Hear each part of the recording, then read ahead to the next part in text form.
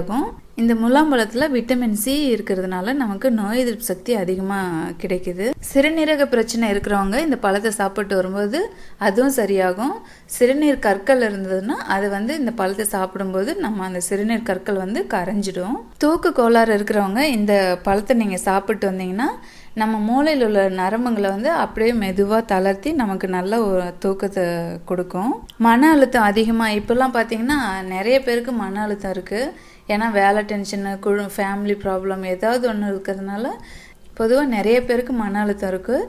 அவங்களாம் இந்த பழத்தை சாப்பிட்டு வந்தீங்கன்னா நம்மளோட மூளைக்கு ஆக்சிஜன் ஓட்டம் அதிக அளவு கிடைக்கும்.